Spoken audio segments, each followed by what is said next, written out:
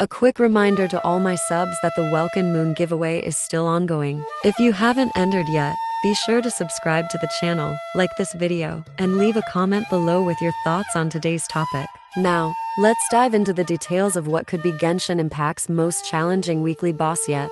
The Lord of Eroded Primal Fire, while not released yet, is already making waves with what little information we have.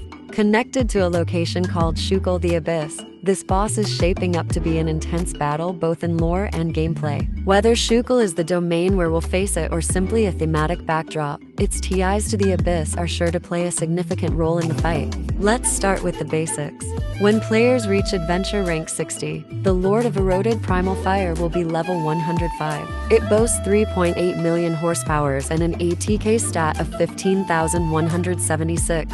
To put that into perspective, this might be the hardest weekly boss we've seen in the game so far, especially when paired with its unique mechanics. The boss comes with a 10% resistance to all elements. While this may not seem significant at first glance, it affects every team composition. So whether you're relying on Pyro, Hydro, or Electro reactions, you'll notice a slight dip in damage output, which means bringing characters with strong, consistent damage will be key. What really sets the Lord of Eroded Primal Fire apart isn't just its stats, it's the mechanics. This boss doesn't just focus on attacking you. It actively tries to destroy the platform you're standing on. As the fight progresses, the safe area of the arena starts to shrink, driving players into corners and leaving less room to maneuver. And it doesn't stop there. You'll need to dodge relentless attacks while keeping a close eye on how the arena changes. If you're not careful, the combination of reduced space and aggressive attacks could lead to a swift defeat.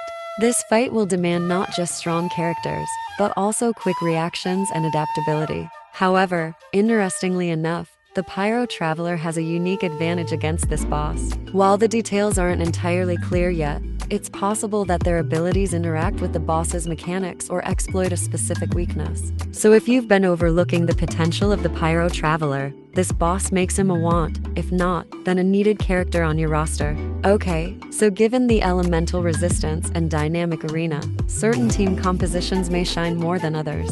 Physical damage carries like Eula or Razor can bypass the elemental resistance altogether, while support characters like Zhongli, Diona, or Kokomi can provide the sustain needed to endure the fight's relentless pace. Survivability is key. Whether it's shields, healing, or stamina management, being able to stay on your feet will be just as important as dishing out damage. With that being said, the Lord of Eroded Primal Fire promises to be an encounter unlike any we've seen before in Genshin Impact. Its overwhelming stats, universal resistance, and dynamic mechanics mean players will need to approach this fight with preparation and strategy. Whether you plan to rely on the Pyro Traveler or your favorite team comps, this battle is sure to push you to your limits. So what are your thoughts on this fiery new boss? Are you excited for the challenge, or are you already planning your strategy? Let me know in the comments below, and if you haven't already, don't forget to enter the ongoing Welkin Moon giveaway. Until next time, sharks.